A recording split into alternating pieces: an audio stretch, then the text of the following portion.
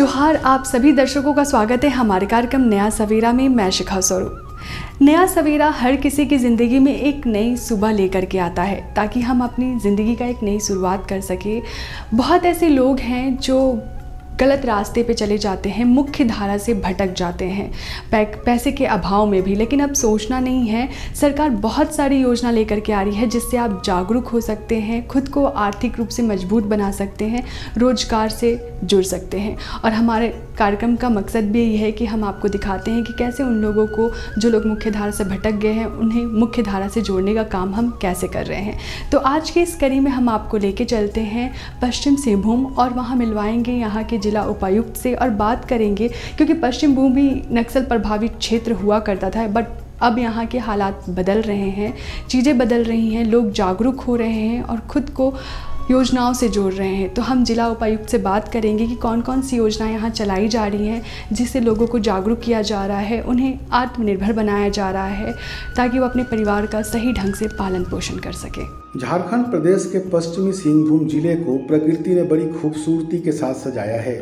कोल्हान क्षेत्र के तहत आने वाला यह पूरा इलाका पूर्वी सिंहभूम, पश्चिमी सिंहभूम और सरायकेला खरसावां जल, जंगल और जमीन से घिरा हुआ है। कोल्हान का यह इलाका खनिज से भी पूरी तरह आच्छादित है। जरूरत है तो बस इसे संवारने की। अविभाजित बिहार में इसकी उपेक्षा की गई। नतीजा यह हुआ कि 15 नवंबर 2000 को झारखंड राज्य के गठन के बाद इस क्षेत्र पर तो ध्यान दिया गया, लेकिन पूरी तरह से यह क्षेत्र विकसित नहीं हो पाया। नतीजा यह हुआ कि क्षेत्र में बेरोजगारी चरम पर पहुंच गई, शिक्षा का स्तर भी नीचे गिरता चला गया। यही कारण हुआ कि देखते ही देखते लोग अपने घर परिवार से पलायन करने लगे। वे काम की तलाश में दूसरे प्रदेशों की तरफ जाने लगे। देखते देखते समूचा पश्चिमी सिंहभूम जिला नक्सलियों के प्रभाव में आ गया। यहाँ कई छोटी बड़ी घटनाएं हुई, इसमें कई निर्दोषों की जान गई। इन सब घटनाओं को रोकने और क्षेत्र में विकास करने के लिए महती प्रयास किए गए। यहाँ केंद्र और राज्य सरकार की योजनाओं को संयुक्त रूप से धरातल पर उतारने की योजना तैयार की गई। नया सवेरा कार्यक्रम के माध्यम से झारखंड के उग्रवाद प्रभावित क्षेत्र में सरकार के माध्यम से जो योजनाएं चलाई जा रही हैं, किस तरीके से लाभुक लाभान्वित हो रहे हैं, इन सारी विषयों की जानकारी हम आप तक पहुँचाने का कार्य करते हैं। इसी कड़ी में हम आ पहुँचे हैं पश्चिमी सिंहभूम जिला में और हमारे साथ पश्चिम सिंहभूम के उपायुक्त हैं। आइए उनसे हम जानते हैं कि इस जिले में विकास की कौन कौन सी योजनाएं चल रही हैं और यहाँ के युवा किस तरीके से समाज के मुख्य धारा से जुड़कर विकास कार्यों में अपनी सहभागिता स्थापित कर रहे हैं। आइए हम जानते हैं। पश्चिमी सिंहभूम जिला, जैसा कि हम लोग जानते हैं कि झारखंड राज्य का एक बड़ा जिला है। यहाँ पर कुल 18 प्रखंड है और भौगोलिक दृष्टिकोण से जो प्रखंडों की जिला मुख्यालय से दूरी भी अगर देखेंगे तो काफ़ी अधिक है। और ऐसे में जो टेरेन है वो हिली टेरेन भी पड़ती है कुछ ब्लॉक्स के अंदर, कुछ पंचायतें हमारी बहुत रिमोट भी है। और जैसा कि नक्सल प्रभावित क्षेत्रों के अंदर विकास की योजनाओं को पेनिट्रेट करने की ये जो आपने बोला है, तो खासकर हम लोग के यहाँ पर कुछ प्रखंड हैं, जैसे कि टोंटो प्रखंड है, बनगांव क्षेत्र है जो कि खूंटी से लगता है, या फिर डीप इंटीरियर में जो गुआ एरिया है, नोआमुंडी प्रखंड का जो माइनिंग एरिया है, ये पहले से काफ़ी ज़्यादा प्रभावित क्षेत्र रहे हैं। और यहाँ पर योजनाओं को क्रियान्वयन के लिए हम लोगों ने जो एक कन्वर्जेंस अप्रोच अपनाई है, जिसमें कि खासकर पुलिस बल और अर्धसैनिक बल जो सीआरपीएफ के जो बल हैं उनके साथ मिलकर वहाँ पर अलग अलग कैंप्स एस्टेब्लिश किए गए हैं। ग्रामीणों के साथ डायलॉग डिस्कशन करके कॉन्फिडेंस बिल्डिंग मेजर्स किए गए हैं और जिला प्रशासन के माध्यम से उपलब्ध जो संसाधनों में किस प्रकार से कैंप्स एस्टेब्लिश करने में उनको मदद भी की गई है, जिसके कारण वहाँ पर सुरक्षा के दृष्टिकोण से वातावरण को अनुकूल बनाया गया। और एक बार जब ये चीज़ें एस्टेब्लिश हुई तो किस प्रकार से वहाँ पर सड़क का आधारभूत संरचना का निर्माण किया गया, विद्यालय और राशन और अन्य जो सरकार की योजनाओं को लेकर जो विभागीय योजनाओं से जुड़े हुए लोग हैं, लोगों के साथ ग्राम सभा करके आम सहमति के माध्यम से उनको क्रियान्वित करने का प्रयास किया है। और उसी का परिणाम इस बार हम लोगों ने देखा है कि जो लोकसभा चुनाव हम लोग के यहाँ पर हुए हैं, उस बार ऐसे दुर्गम क्षेत्रों में भी बूथ बनाए गए जहाँ पर पहले आज तक कभी भी चुनाव नहीं हो पाया था। अब हम लोग अगर विकास के क्रम में बात करें तो सबसे महत्वपूर्ण है शिक्षा, स्वास्थ्य और वहाँ पर आधारभूत संरचनाएं और पीडीएस की आपूर्ति को सुनिश्चित करना। इसके लिए उपायुक्त के माध्यम से सुदूर गांव में कैंप लगाए गए। इसके अलावा हर घर परिवार का सर्वे कराते हुए जरूरतमंदों को सरकार की कल्याणकारी योजनाओं से जोड़ा गया। राज्य सरकार की तमाम कल्याणकारी योजनाओं के बारे में जिले के उपायुक्त ने विस्तार पूर्वक जानकारी दी। उन्होंने बताया कि किस तरह उग्रवाद प्रभावित क्षेत्रों में सरकार की योजनाओं को जन जन तक पहुंचाने का काम किया जा रहा है। उपायुक्त ने बताया कि सरकार की विभिन्न योजनाएं लोगों तक पहुंचाई जा रही है। शिक्षा के लिए जैसा कि हम लोग जानते हैं कि कुल अलग अलग 4 तरह से इसको अप्रोच हम लोग कर रहे हैं। एक हम लोग के डे स्कॉलर बेस्ड जो स्कूल्स हैं वो प्राइमरी के लिए, मिडिल क्लास और सेकेंडरी के लिए। इसके अतिरिक्त कस्तूरबा गांधी बालिका विद्यालय जैसा कि आपने पूछा, और इसके अतिरिक्त कल्याण विभाग के माध्यम से भी रेजिडेंशियल हॉस्टल चलाए जा रहे हैं। और अभी इसके अलावा हम लोगों का जो एकलव्य मॉडल स्कूल्स भी सभी जगह बन के तैयार हो गए हैं। तो इनमें अलग अलग स्कूल्स में एजुकेशन दी जा रही है। और गर्ल्स एजुकेशन को ध्यान में रखते हुए जो कस्तूरबा गांधी बालिका विद्यालय हैं, इन सभी विद्यालयों को विभाग के माध्यम से लगातार मॉनिटरिंग के माध्यम से हम लोग इम्प्रूव कर रहे हैं। यहाँ पर एडमिशन को सुनिश्चित करने के लिए सबसे बेसिक जो स्ट्रक्चर है कि क्लास 6वीं के बाद जब बालिकाएं इसमें आती हैं तो ये इंश्योर करने का हम लोगों ने इस बार मैकेनिज्म भी अपना स्ट्रॉन्ग किया है कि किसी भी तरह से वहाँ पर कोई सीट वैकेंट नहीं रहे, ताकि सभी ग्रामीण क्षेत्रों के बच्चों को वहाँ रिप्रेजेंटेशन मिल सके। साथ के साथ हॉस्टल्स में न केवल वहाँ पर शैक्षणिक माहौल, बल्कि वहाँ पर उनके हेल्थ के लिए ओवरऑल डेवलपमेंट के लिए प्लेग्राउंड्स को भी हम लोगों ने डेवलप किया है। कम्युनिटी हॉल्स भी वहाँ पर बनाए हैं जहाँ पर कल्चरल एक्टिविटीज़ भी वो लोग कर सकें। लाइब्रेरी भी हम लोगों ने जिला में DMFT इत्यादि के माध्यम से वहाँ पर अभी रेडी की है। और साथ के साथ साइंस लैब्स और कई हम लोगों ने फ्यूचरिस्टिक प्रोजेक्ट्स हैं जिनको अभी टेकअप किया है, जो आने वाले समय में वहाँ पर हम लोग कस्तूरबा गांधी बालिका विद्यालय के अंदर लेके जाएंगे, जिसका उद्देश्य हम लोग का है कि किसी भी प्रकार से कस्तूरबा गांधी बालिका विद्यालय या जो हम लोग का एक मॉडल सेंटर है फॉर गर्ल्स एजुकेशन, वो रियल एक सेंस में मॉडल हो और किसी भी तरह से किसी प्राइवेट विद्यालय से वहाँ पर कोई उसमें कमी नहीं हो। जिसका परिणाम भी देखने को मिला है कि जहाँ पहले सीटें वैकेंट रहने की स्थिति आती थी, वहाँ पर अभी सीट से कई अधिक मात्रा में आवेदन हम लोग को प्राप्त हो रहे हैं। छात्रों के लिए छात्रवृत्ति योजना चलाई जा रही है। इसके अलावा उन्हें पोशाक व साइकिल वितरण भी किया जा रहा है। किसानों की कर्ज माफ़ी की गई है। उनके खेत तक सिंचाई की व्यवस्था उपलब्ध कराई जा रही है। इसके अलावा उन्हें उन्नत किस्म की बीज भी उपलब्ध कराई जा रही है ताकि वे कृषि कार्य कर सकें। देखिए, जैसा कि ग्रामीण क्षेत्र में और शहरी क्षेत्र में, और ग्रामीण क्षेत्र चूँकि हम लोग का ग्रामीण बहुल क्षेत्र है और आबादी भी ग्रामीण क्षेत्र में हम लोग के यहाँ अपेक्षाकृत अधिक है, तो प्रधानमंत्री आवास योजना रूरल जब 2016-17 से इम्प्लीमेंट हुई, उसका क्रमवार जो वित्तीय वर्ष के अनुसार जो टारगेट मिला उसको कवर किया गया। लेकिन बहुत से लोग थे जो उस योजना में कवर करने के बाद भी छूटे।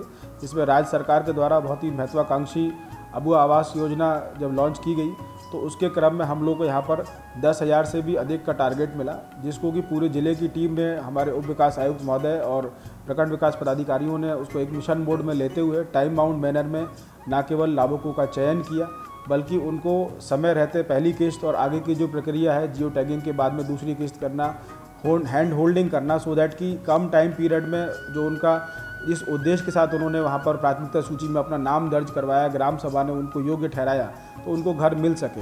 और हम लोग बताते हुए बहुत इसमें खुशी महसूस करते हैं कि जो मॉनिटरिंग जिस प्रकार से प्रखंड लेवल पे और ग्राम लेवल पे की जा रही है, काफ़ी तेज़ी से उसमें काम चल रहा है। और निश्चित तौर पर ग्रामीण क्षेत्रों में जो घर का जो एक उम्मीद लेके लोगों ने अपने आवेदन दिए हैं, बहुत जल्दी सब लोग अपने घर में हम लोग प्रयास करेंगे कि सामूहिक रूप से गृह प्रवेश करें। बेरोजगार युवाओं को रोजगार से जोड़ने के लिए कौशल विकास प्रशिक्षण चलाया जा रहा है। सरकार की कोशिश उन्हें हुनरमंद बनाकर आत्मनिर्भर करने की है। महिलाओं को राष्ट्रीय ग्रामीण आजीविका मिशन से जोड़ा जा रहा है। स्वास्थ्य चिकित्सा की बेहतरी के लिए चिकित्सक, नर्स, स्टाफ और दवा की व्यवस्था कराई जा रही है। स्वास्थ्य केंद्रों में दवा के साथ साथ एम्बुलेंस की भी व्यवस्था की गई है ताकि 24 घंटे किसी भी मरीज को तत्काल इलाज मुहैया कराया जा सके। जिला प्रशासन ने इन तमाम कल्याणकारी योजनाओं के साथ साथ सुदूर इलाकों को बिजली से रोशन करने और पक्की सड़क से जोड़ने का भी कार्य आरंभ किया है। देखिए, स्वास्थ्य किसी भी ह्यूमन सेटलमेंट और पॉपुलेशन के लिए, सस्टेनेंस के लिए बहुत बेसिक और फंडामेंटल एक एलिमेंट है। और जिला में स्वास्थ्य की संरचना को हम लोग जब देखते हैं तो उसमें 3 चरण में हम लोग उसको देखते हैं जिसमें प्राइमरी, सेकेंडरी और टर्शरी केयर हम लोग जिसको टेक्निकल सेंस में बोलते हैं। सबसे नीचे हम लोग जब गांव क्षेत्रों में पहुंचते हैं तो अभी जो आपका आरोग्य मंदिर जो हेल्थ एंड वेलनेस सेंटर था पहले, जिस पे एक कम्युनिटी हेल्थ ऑफिसर बैठते थे, उनके लेवल पे प्राइमरी बेसिक हेल्थ रिलेटेड वहाँ पर चाहे टेली मेडिसिन को हम लोगों ने एक्टिवेट किया। इसके साथ साथ health sub centre, primary health centre, CSCs और फाइनली अनुमंडल अस्पताल और जिला अस्पताल, ये एक हेल्थ स्ट्रक्चर है।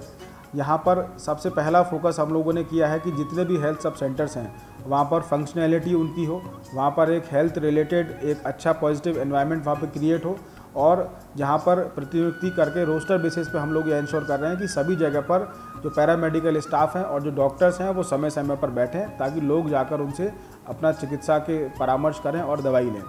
माननीय मुख्यमंत्री जी के पहल पर ग्रामीण क्षेत्रों में भी औषधालय बनाने की पहल की गई है, जिसमें इस जिला में भी कई जगह हम लोगों के औषधालय उस तरह से बने हैं, जिनके माध्यम से भी ग्रामीण युवक भी उससे जुड़ रहे हैं और अपने एरिया में लोगों को उसको लाभ देने का प्रयास कर रहे हैं। जिला स्तर पर अगर हम लोग बात करें तो जिला का जो मुख्य जिला अस्पताल है वहाँ पर DMFT के माध्यम से हम लोगों ने मॉड्यूलर ऑपरेशन थिएटर्स बनाए हैं, जहाँ पर हम लोग उनको प्राइवेट या अच्छे हॉस्पिटल्स की तरह जो फैसिलिटीज़ दे रहे हैं। लिफ्ट वगैरह के लिए जो लगाने की आवश्यकता है उसको भी हम लोगों ने अभी टेकअप किया है, जो कुछ ही समय में हम लोग चालू कर देंगे। और सबसे महत्वपूर्ण है कि जब आयुष्मान भारत के तहत जो लोगों को लाभ दिया जा रहा है उसको न केवल जिला के माध्यम से बल्कि ग्रामीण क्षेत्रों में भी अभी हम लोग कैंप लगाकर ऐसी गंभीर बीमारियों के बारे में भी लोगों को उसके बारे में अवेयरनेस और कंप्लीट एलिमिनेशन की तरफ भी बढ़ रहे हैं। जैसे कि अभी हम लोगों ने यहाँ से काफ़ी दूरस्थ क्षेत्र में गुआ माइंस के अंतर्गत एक सर्वाइकल कैंसर का ट्रीटमेंट और स्क्रीनिंग कैंप लगाया, जिसमें करीब 846 ग्रामीण महिलाएं पार्टिसिपेट की, जिनको उसके लक्षण के बारे में हम लोगों ने जानकारी दी, स्क्रीनिंग कराई।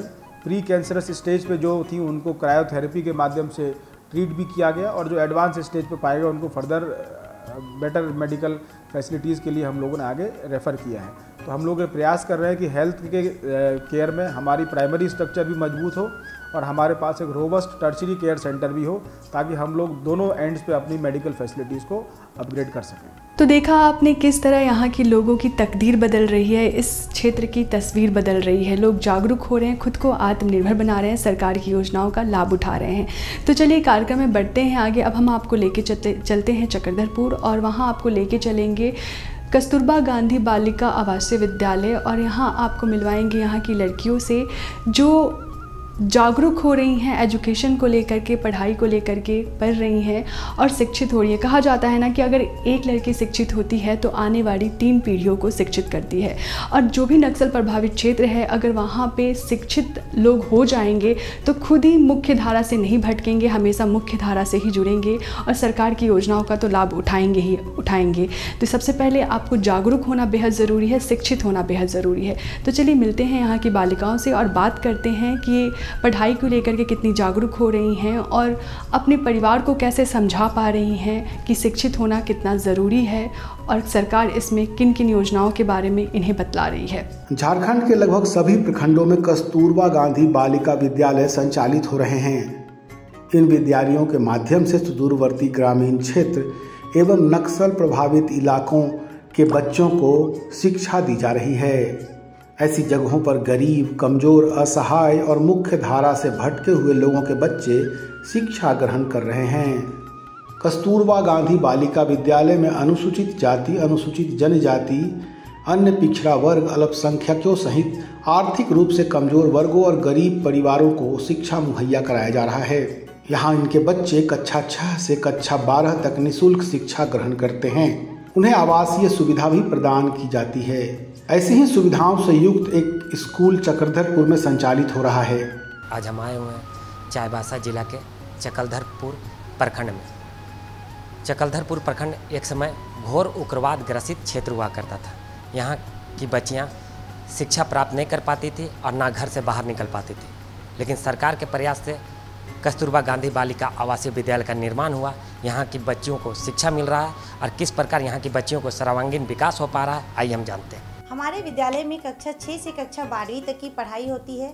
जैसा कि चाईबासा पश्चिम सिंहभूम जिला के अंतर्गत आता है, जो कि नक्सल प्रभावित क्षेत्र के अंतर्गत है।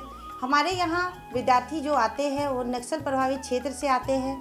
यहाँ का मुख्य कारण बाल विवाह, पलायन और बच्चे जो है विद्यालय आने से घबराती थी। नक्सल प्रभावित क्षेत्र होने के कारण उनके अभिभावक भी उन्हें विद्यालय भेजने से कतराते थे। लेकिन जब से कस्तूरबा गांधी बालिका विद्यालय का निर्माण हुआ है, उसके बाद बच्चे विद्यालय आना चाह रहे हैं। उनके साथ ही अभिभावक उनको लेने के लिए, विद्यालय पहुंचाने के लिए खुद आते हैं, खुद जागरूक होते हैं। विद्यालय में यहाँ उनको सभी प्रकार की आवश्यक सामग्रियाँ उपलब्ध कराई जाती है। निःशुल्क भोजन, दैनिक उपयोग की सारी सामग्रियाँ, सभी प्रकार की 24 घंटा 7 दिन उनका हम लोग सारे गार्ड, सारे कुक, सारे जितने भी यहाँ पे स्टाफ है सभी महिलाएं होती हैं और इनका अच्छे से हम लोग भरण पोषण करते हैं और सभी प्रकार से इनका सर्वांगीण विकास करते हैं। इस कस्तूरबा गांधी बालिका विद्यालय में सभी छात्राओं को निःशुल्क शिक्षा के साथ साथ गुणवत्तापूर्ण आहार, पोशाक, किताबें, स्टेशनरी, कौशल विकास प्रशिक्षण निःशुल्क दिया जाता है। इसके साथ साथ 100 रुपये प्रति माह की दर से सालाना 1200 रुपये छात्राओं को प्रदान किए जाते हैं। कस्तूरबा गांधी बालिका विद्यालय में दाखिला लेना भी आसान है। हमारे यहाँ ऐसे बच्चे आते हैं, ऐसी लड़कियाँ आती है जो स्कूल का मुंह आज तक कभी देखी ही नहीं है और ख़ास करके नक्सल प्रभावित क्षेत्रों से ही ज़्यादा बच्चे यहाँ आते हैं और आ करके यहाँ जो पढ़ाई होती है उनका सर्वांगीण विकास करने के लिए जो भी पढ़ाई की आवश्यकता है, चाहे वो कंप्यूटर शिक्षा हो, चाहे वो टेक्निकल कुछ चीज़ सीखना हो, पढ़ाई का स्तर भी यहाँ का बहुत बढ़िया है। हर फैसिलिटी बच्चों को मिलता है। यहाँ आने के बाद बच्चों के स्वास्थ्य में भी काफ़ी सुधार होता है, मानसिक विकास होता है और यहाँ से निकलने के बाद वही बच्चियाँ आगे जाकर के बहुत कुछ कर पाएगी, ऐसा मुझे पूरा विश्वास है। ये शिक्षा विभाग की एक बहुत अच्छी पहल है। यहाँ ऐसे बच्चे पढ़ते हैं जहाँ की जो कि शिक्षा से वंचित थे और इसे और अच्छे ढंग से भी चलाया जाना चाहिए, सीट बढ़ाया जाना चाहिए क्योंकि 75 सीट यहाँ दिया जाता है वर्गवार, जिसमें हम लोग को बहुत असुविधा होती है। बहुत बच्चे यहाँ नामांकन से वंचित रह जाते हैं। हम लोग इसकी व्यवस्था सरकार से होनी चाहिए। हम ऐसे माता पिता से कहना चाहते हैं कि लड़कियां पढ़ेगी तो पूरा परिवार पढ़ेगा, पूरा समाज बढ़ेगा, लेकिन अगर लड़का पढ़ता है तो सिर्फ लड़का ही पढ़ सकता है। लड़की पढ़ेगी तो पूरा परिवार को वो पढ़ा सकता है। एक शिक्षित परिवार का वहाँ से पैदा होगा। मैं यहाँ पर सबसे पहले तो जो बेसिक है मैं उसको पढ़ाती हूँ। जैसे हम लोग का यहाँ पर चलता है लिनक्स ऑपरेटिंग सिस्टम, जिसमें हम लोग लिब्रे ऑफिस पर काम करते हैं। तो अभी तक मैं बच्चों का अभी तो मतलब न्यू सेशन चला हुआ है, तो ज़्यादा कुछ हम लोग नहीं किए न्यू सेशन पे। तो अभी हम लोग लिब्रे ऑफिस में ड्राइंग सीखे हुए हैं, स्प्रेडशीट पे काम करना सीखे हुए हैं, इम्प्रेस सीखे हुए हैं, उसके बाद प्रेजेंटेशन सीखे हुए हैं और नेटवर्किंग के बारे में सिखाई हूँ और इंटरनेट सिखाई, वेबसाइट खोलने सिखाई हूँ। यहाँ जो बच्चियाँ पढ़ने आती हैं ना कभी कंप्यूटर देखी होंगी ना कभी मोबाइल देखी होंगी, लेकिन उन बच्चियों को किस प्रकार आप पढ़ाते हैं, किस प्रकार सिखाते हैं, किस प्रकार उन्हें इंटरनेट के बारे में बताते हैं? सबसे पहले तो मैं उन लोग को हार्डवेयर के बारे में सिखाई हूँ, जैसे कीबोर्ड, माउस और मॉनिटर के बारे में सबसे पहले परिचय कराई हूँ वो चीज़। तो फिर वो बाद में वो सीखने के बाद मैं वहाँ पर पहले थ्योरी भी लेती हूँ, मैं थ्योरी क्लास लेती हूँ क्लास पे, पर मैं सब समझा देती हूँ। उसके बाद लैब में लाती हूँ, फिर इंट्रोडक्शन कराती हूँ, उसके बाद ऑन ऑफ करने सिखाई हूँ और अभी बच्चे सीख ही रहे हैं। ये सब और क्या क्या चीज़ सिखाते हैं कंप्यूटर क्लास के साथ साथ? उसके बाद हम लोग का यहाँ पर मतलब क्या बोलते हैं ऑनलाइन क्लास भी होता है, जिसमें हम लोग यूट्यूब पे, गूगल पर भी हम लोग और भी क्लास लेते हैं और ई कंटेंट क्लास भी यहाँ पर होता है हम लोग। आपने बताया ऑनलाइन क्लास भी लेते हैं। एक समय ऐसा था कि आप बच्चियाँ ऑफलाइन क्लास भी पढ़ती हैं, अभी भी पढ़ती हैं। हाँ। तो ऑनलाइन और ऑफलाइन क्लास में क्या होता है? ऑनलाइन में ये, ऑफलाइन में ये सर सिर्फ हम लोग बोर्ड पर जोक से लिख करके बताते हैं। ऑनलाइन में ये होता है कि हम लोग पिक्चर सहित, वीडियो सहित हम लोग दिखा सकते हैं, जिससे बच्चे और डेवलप हो सके और सोचने में उन लोग की मतलब क्षमता और भी बढ़ सकती है। जरूरतमंद परिवार अपनी बच्ची के लिए अपने क्षेत्र के निकटतम कस्तूरबा गांधी बालिका विद्यालय में संपर्क कर सकते हैं। विद्यालय से नामांकन प्राप्त करने के बाद अभिभावक को पूरी तरह से फॉर्म भरकर जरूरी दस्तावेज के साथ विद्यालय में ही जमा करना होगा। मैं पिछले 2 वर्षों से यहाँ कार्यरत हूँ। जब से मैं इस विद्यालय में आई हूँ, यहाँ पे बच्चियों की देखती हूँ कि सर्वांगीण विकास हो रहा है। जब कस्तूरबा विद्यालय का शुरुआत हुआ था, यहाँ बच्चियाँ पढ़ने से कतराती थी। इस विद्यालय में अधिकतर वैसी बच्चियाँ आती है जो सुदूरवर्ती क्षेत्रों से हो, नक्सल प्रभावित क्षेत्रों से हो, जिनके माँ बाप नहीं है, अनाथ बच्चियाँ हों, जो कभी स्कूल जाती ही नहीं थी, उनका पढ़ाई लिखाई नहीं हो पाता था, वैसे बच्चियों का यहाँ नामांकन होता है। कस्तूरबा विद्यालय इस क्षेत्र में खुलने के बाद इस क्षेत्र का विकास काफ़ी हुआ है। बच्चियां पहले क्या होती थी, पलायन कर जाती थी, दूसरे राज्यों में काम की तलाश में चल जाती थी। अपने घर की गरीबी को मिटाने के लिए माँ बाप उनका जल्दी से विवाह कर देते थे। बाल विवाह यहाँ का मुख्य समस्या होता था। जब से इस क्षेत्र में ये विद्यालय खुला है तब से बच्चियों का बहुत विकास हुआ है। बच्चियों का जो बाल विवाह है वो रुका है और पलायन भी रुका है। माँ बाप जो है बच्चियों की शादी अब उतनी नहीं कराते हैं जैसे पहले छोटे 8-10 साल में करा देते थे। अब क्या है, ये विद्यालय खुलने के बाद जहाँ यहाँ की शिक्षा है 6 से 12वीं कक्षा तक की होती है, तो अधिकतर बच्चियाँ 12वीं करके ही यहाँ से निकलती है। अब बच्चियों का बाल विवाह बहुत हद तक कम हो चुका है। विकल्प के तौर पर कस्तूरबा गांधी आवासीय विद्यालय दाखिल फॉर्म को अपने संबंधित ब्लॉक एजुकेशन ऑफिसर में भी जमा करा सकते हैं। आवेदन के लिए किसी भी प्रकार का शुल्क नहीं देना पड़ता है। आवेदन प्रक्रिया के बाद संबंधित विद्यालय में स्क्रूटनी के आधार पर प्रवेश परीक्षा का आयोजन कर छात्राओं का चयन किया जाता है। उनके अभिभावक भी उनको विद्यालय भेजने से डरते थे। अब क्या है कि ये विद्यालय मुख्यतः स्त्री से जुड़ा हुआ विद्यालय है। यहाँ की शिक्षिकाएं, गार्ड सभी जो है लड़कियां हैं, इसीलिए अभिभावकों में ये जागरूकता आ गई है कि जब यहाँ की शिक्षिकाएं औरत है और यहाँ तक पहुँच सकती है तो इनके संरक्षण में, इनकी देखभाल में हमारी बच्चियाँ भी आगे बढ़ सकती है और हमें देख करके लड़कियों का मनोबल बढ़ा है। हम स्त्रियों से ये संदेश लेती है कि जब यहाँ की शिक्षिकाएं इतना आगे बढ़ रही है तो हम क्यों नहीं आगे बढ़ें।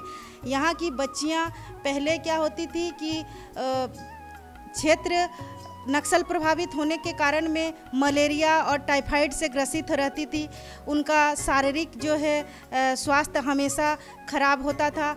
जब इस विद्यालय में आई, जागरूकता बढ़ा तो सफाई से साफ सफाई, सुरक्षा, इस पर उन्होंने ध्यान देना सीखा और हमारी बच्चियां जो है यहाँ से शिक्षा ग्रहण करके जाती है तो अपने अभिभावकों को भी अच्छा से रहने का रहन सहन बताती है, अपनी शारीरिक सफाई, साफ सफाई के विषय में बताती है और जो है अभिभावक भी बच्चियों से बहुत कुछ सीख रहे हैं। पढ़ाई लिखाई सभी प्रकार की सुविधाएं मिलती है। मेरे विद्यालय में बहुत अच्छी पढ़ाई होती है। पहले मैं जिस विद्यालय में पढ़ती थी उस विद्यालय में इतनी अच्छी पढ़ाई नहीं होती थी। इस विद्यालय में आकर मैंने देखा कि इस विद्यालय की पढ़ाई उस विद्यालय से बहुत अलग है। यहाँ आकर बहुत कुछ सीखा, कराटे करने, यहाँ ड्राइंग, डांस, यहाँ सब कुछ होती है। मैंने पहले सरकारी स्कूल में पढ़ी थी, यहाँ से अच्छा वहाँ पर पढ़ाई भी नहीं होता था। यहाँ आकर मैंने सब कुछ सीखा। पढ़ने, मुझे हिंदी भी पढ़ने नहीं आती थी इतना अच्छे से, बोलने भी नहीं आता था। यहाँ आकर जब मैंने आया तो अधिक मैं चुप रहती थी, अभी मैं बोल पाती हूँ हिंदी, सब कुछ, इंग्लिश भी अच्छे से ही पढ़ाई होती है। तो दर्शकों, आज के इस नया सवेरा में इतना ही। आप भी अपनी ज़िंदगी की एक नई शुरुआत करना चाहते हैं तो एक नया सवेरा आपका भी इंतज़ार कर रही है। अगर आप मुख्य धारा से भटक गए हैं तो सरकार की योजना का लाभ उठा करके मुख्य धारा से जुड़िए और जागरूक होइए। इसी के साथ हमें दीजिए इजाज़त। नमस्कार, जोहार।